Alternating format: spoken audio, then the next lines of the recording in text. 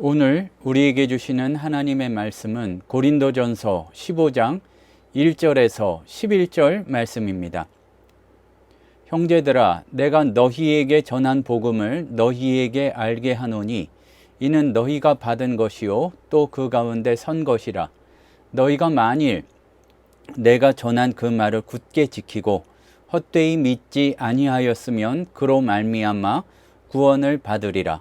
내가 받은 것을 먼저 너희에게 전하였노니 이는 성경대로 그리스도께서 우리 죄를 위하여 죽으시고 장사 지낸 바 되셨다가 성경대로 사흘 만에 다시 살아나사 게바에게 보이시고 후에 12 제자에게와 그 후에 500여 형제에게 일시에 보이셨나니 그 중에 지금까지 대다수는 살아있고 어떤 사람은 잠들었으며 그 후에 야고보에게 보이셨으며 그 후에 모든 사도에게와 맨 나중에 만삭되지 못하여 난 자 같은 내게도 보이셨느니라. 나는 사도 중에 가장 작은 자라. 나는 하나님의 교회를 박해하였으므로 사도라 칭함받기를 감당하지 못할 자니라. 그러나 내가 나된 것은 하나님의 은혜로 된 것이니 내게 주신 그의 은혜가 헛되지 아니하여 내가 모든 사도보다 더 많이 수고하였으나 내가 한 것이 아니요 오직 나와 함께 하신 하나님의 은혜로라. 그러므로 나나 그들이나 이같이 전파하매 너희도 이같이 믿었느니라. 사람이 나이가 든다는 것은 조금 서글픈 이야기지만 갈수록 점점 죽음에 가까이 한다는 그런 이야기일 것입니다. 본인의 몸에 문제가 생기고 또 나이가 들어 늙는다는 것과 그것만이 아니라 주변에서도 세상을 떠나시는 분, 또 그리고 사랑하는 가족들이 더 연세 드시고 늙어 가시는 모습이 우리를 좀 슬프게 할 때가 많이 있습니다. 사람은 모두 언젠가 죽는다. 누구나 아는 사실이지만 대개는 그 사실을 애써서 멀리 밀어두고 살아갈 때가 있습니다. 마치 그런 날이 도무지 오지 않을 것처럼 오늘을 살아갑니다. 그런데 참 이상한 것 중에 하나는 그 끝이 정해져 있다는 것을 어렴풋이 느낄수록 우리는 도리어 더 바쁘게 무엇인가를 쌓아 올리는 경우가 많이 있습니다. 내가 죽기 전에 남들처럼 조금 더 높은 자리, 더 넓은 집, 또 여러 가지 많은 소유를 위해서 노력하고 그렇게만 하면 다가오는 어떤 생의 마지막을 조금이라도 유보하거나 내 생이 의미 있을 줄로 알고 그렇게 살아가는 경우가 많이 있습니다. 하지만 분명한 사실은 이 세상이 전부인 것처럼 내가 이 생이 전부인 것처럼만 살아간다면 우리의 믿음에 설 자리가 없습니다. 우리의 삶이 이 생뿐이라면 우리가 가장 불쌍한 자라는 성경 말씀처럼 참 중요한 사실을 우리가 알아야 하는데 마치 부활이 없고 생명이 없고 영생이 없는 것처럼 그렇게 살아갈 때가 너무나 많이 있습니다. 우리가 계속해서 살펴보고 있는 고린도 교회도 가장 당시로서는 발달한 문화를 접하고 있고 가진 것이 많은 사람들이었습니다. 지식도 있고 은사도 넘쳤으며 서로 앞에서 내세울 만한 것이 많았습니다. 하지만 변함없는 것은 가진 것이 많다고 해서 죽지 않는 것이 아니고 또 죽음 앞에서 그 마음이 흔들리지 않는 것이 아니었습니다. 부활장으로 유명한 이 고린도전서 15장을 사도 바울은 열면서 다시 그 사실을 지적하고 우리의 믿음의 가장 본질과 기본이 무엇인지를 짚어주고 있습니다. 죽음 앞에서도 또 그리고 우리의 짧은 생애 가운데에서도 끝까지 서 있고 영원히 허물어지지 않고 이어질 것은 우리의 노력이나 손수 쌓아 올린 것이 아니라 누구에게서 건네받은 것을 건네주고 또 그것은 영원히 변치 않을 것이라는 사실을 지적해주고 있습니다. 사도 바울은 자기가 전한 복음에 대해서 이렇게 말하고 있습니다. 내가 받은 것을 너희에게 전하였다라고 이야기합니다. 내가 받은 것을 먼저 너희에게 전하였다.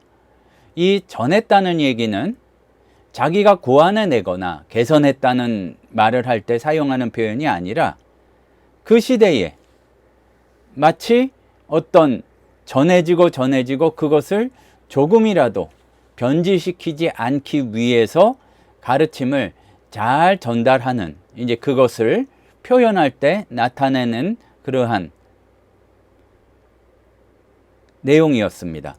그러니까 복음이 사도 바울이 혼자 지어낸 것도 아니고 그냥 어떤 회개의 극적인 순간에 길어올린 것이 아니라 받아가지고 전달한 것이다.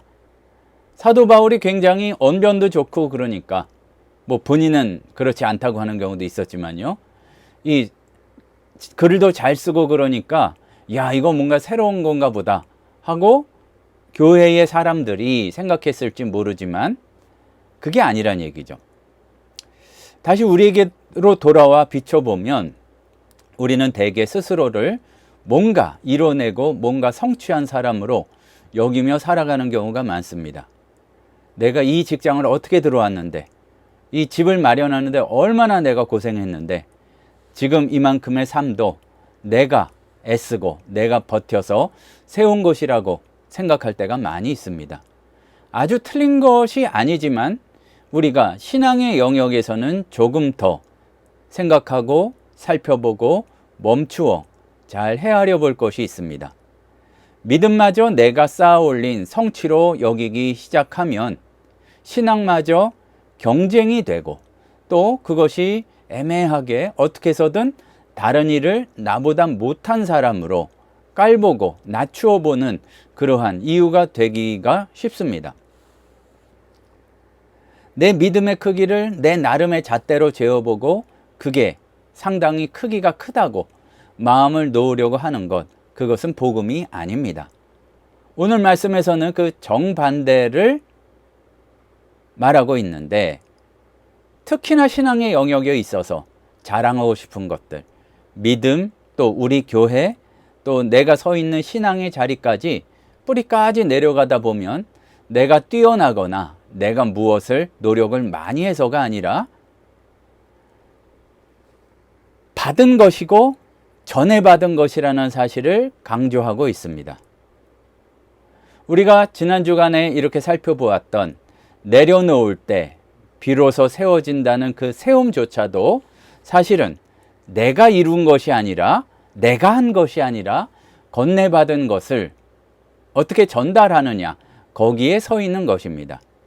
말하자면은 우리가 열심히 노력하고 무엇인가를 함께 세워가지만 그것이 그냥 똑같은 시간 내에서만 벌어지는 일이 아니라 전해지는 먼저 받은 은혜가 흘러가는 그런 역사가 있다는 얘기입니다.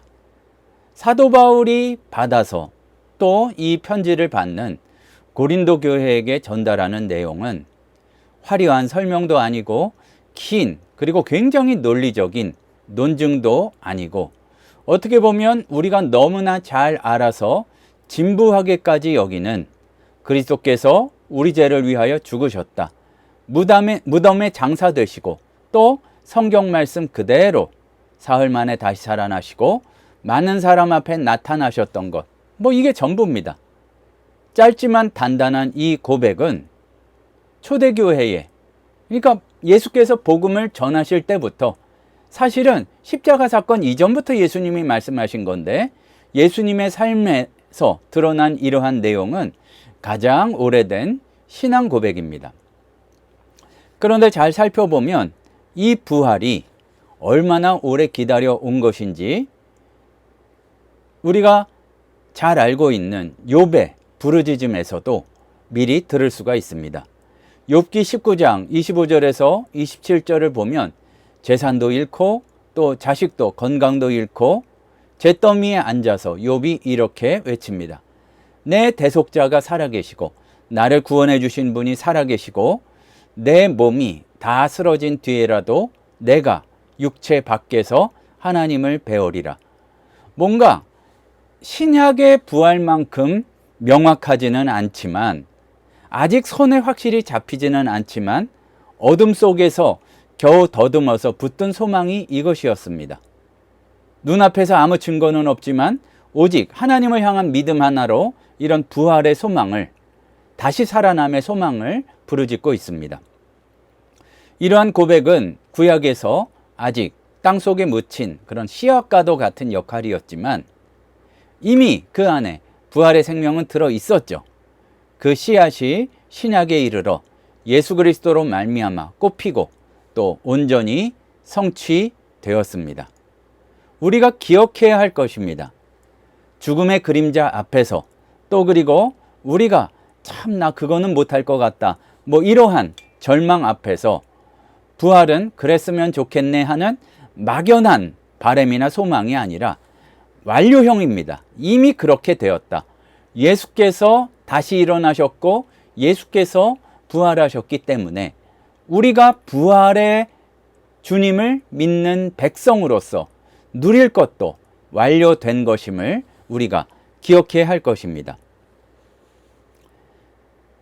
이 사실을 우리가 분명히 기억해야 될 것은 부활의 주님을 믿을 때에 우리 삶이 바뀌고 삶에 대한 태도가 바뀌게 됩니다. 부활이 그냥 멋진 표현이나 그냥 아름다운 소망에 그친다면 우리가 사랑하는 사람들을 떠나보냈을 때 서로 손을 붙잡고 이렇게 하는 이야기들이 그냥 사실이 아닌 걸 알지만 꾸며내는, 그러한 지어내는 위로의 말일 뿐일 것입니다. 하지만 우리의 믿음이 분명하다면 우리가 마주할 나의 마지막 날조차 그냥 사라지는 소멸이 아니라 다시 만남을 향해 열려 있다는 것, 죽음을 이기신 분이 계시기에 그 저편을 바라보면서 걸어갈 수 있다는 것을 우리는 기억해야 할 것입니다. 사실 무엇인가를 받은 사람은 그 받음 앞에서 내가 받은 거니까 자기가 너무 커질 수가 없습니다. 작아지게 되죠. 사도 바울이 그랬습니다. 오늘 말씀을 보면 자기를 낮추는 말들이 많이 있는데 실제로는 그렇게 생각하지 않으면서 꾸며낸 말이 아니라 실제로 자기가 만들거나 지어낸 것이 아니라 받은 것이기에 그렇게 말할 수밖에 없는 것이죠. 만삭되지 못하여 난 자라고 하고 미수와 같은 존재라고 얘기하고 있습니다. 교회를 앞장서서 짓밟던 자신이 사도라 불리는 것이 사실은 어울리지 않는 것이란 이야기를 이야기하는 겁니다.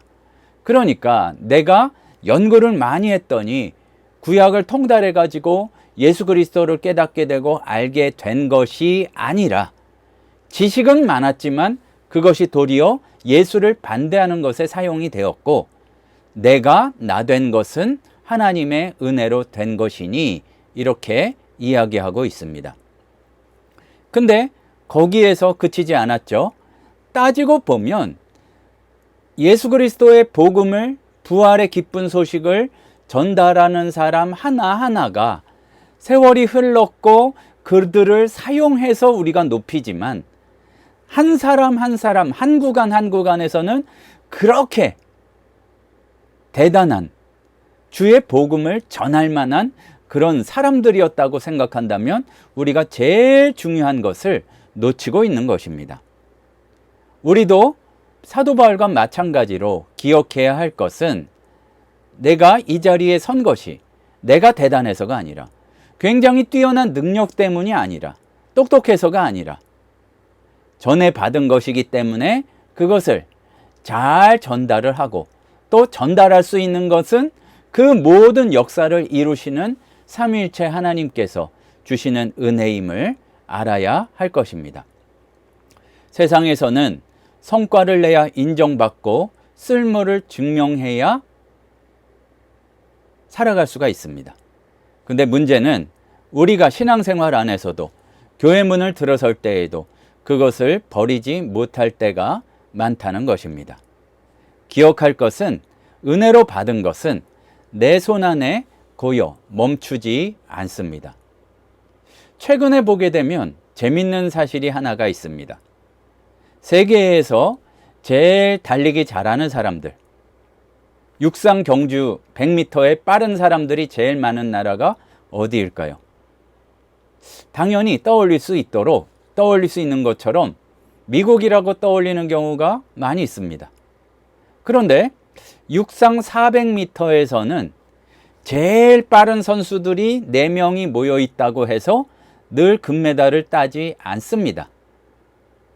특히나 최근에는 그런 개인기가 제일 뛰어난 미국이 400m 계주에서 금메달을 따지 못하는 경우가 많이 있습니다. 의외로 가끔 일본이 금메달 따는 경우도 있고요. 최근에는 개인의 100m 기록으로 따지면 굉장히 한참 뒤지는 데에도 한국이 국제대회에서 꽤 좋은 성적을 거두는 경우가 많이 있습니다. 왜 그런가 하면 잘 전해줬는가가 중요하기 때문에 그렇습니다. 개개인은 조금 느려도 넘겨주고 이어받는 연습, 그리고 어떤 자세로 그것을 이어받을 것인가, 그거를 끊임없이 연습한 팀들이 꽤 좋은 성적을 거두더라는 얘기죠. 믿음도 다르지 않습니다. 내가 얼마나 빠르고 강한가가 중요하다고 우리는 생각하지만 그러한 계주보다도 더 앞선 이에게서 복음을 전해받고 그것을 복음이 흘러갈 방향으로 전달하는 것, 다음 사람에게로 전달하느냐가 굉장히 중요합니다. 내가 받았기에 그것을 전달해야 하고 잘 받으면 잘 전달할 수가 있습니다. 그런데 우리는 신앙의 문제를 나 하나의 문제로 생각하기 때문에 그냥 자칫 세상의 법칙대로 나를 과시하는 그러한 조건 중에 하나로 생각할 때가 많다는 것이죠. 우리가 기억해야 될 것은 하나님의 위대한 역사는, 하나님께서 이루시는 놀라운 이적들은 우리 당대에서 끝나는 것이 아니라 당대에서 멈추는 것이 아닙니다. 우리의 짧은 인생에서 붙들고 세우려는 애쓰는 것들, 그렇게 노력하며 살아야 되겠죠. 하지만 면면이 흐르는, 결코 당대에 끝나지 않는 하나님의 계획, 부활의 생명, 영생이 있음을 우리는 기억해야 될 것입니다. 그 생명은 노력해서 만들어낸 것이 아니라 건네받은 것입니다. 하나님의 놀라운 계획도 나 혼자 그야말로 믿음의 영웅이 되어서 길이길이 남도록 내가 업적을 내고 끝내는 것이 아니라 전달이 되고 옆으로 다음 세대로 전달되어서 지어지는 큰 하나님의 집, 하나님의 성전이 된다는 얘기입니다. 내가 그것을 영원히 쥐고 있는 것이 아니라 뒤따라오는 이에게 귀한 것을 넘겨줘야 될 사람임을 우리가 기억하기를 소원합니다. 그리고 그냥 말로만이 아니라 사도 바울의 고백처럼 나는 부족하지만 이 모든 역사를 이루시는 하나님을 찬양하고 그 가운데 나를 불러주신 주님의 은혜에 감사하기를 소원합니다.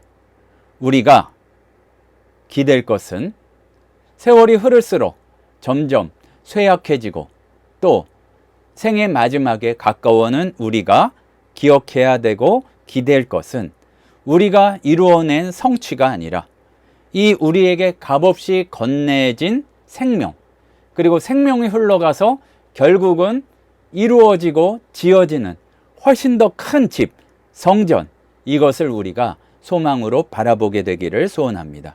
이번 한 주 받은 자로 감사하며 살고 받은 것에 감사하며 영광 돌리고 또 다양하게 건네주는 자가 되기를 간절히 소원합니다. 기도하시겠습니다. 사랑의 하나님 아버지, 저희들 불쌍히 여겨 주시옵소서. 짧은 생, 아무것도 아닌 성취를 가지고 자랑하고 과시하고 그것을 이루지 못하면 좌절하는 경우 많습니다. 주님의 큰 계획을 소망과 믿음으로 바라보고 또한 사랑으로 그것을 잘 전달할 수 있는 저희들 되도록 인도하여 주시옵소서.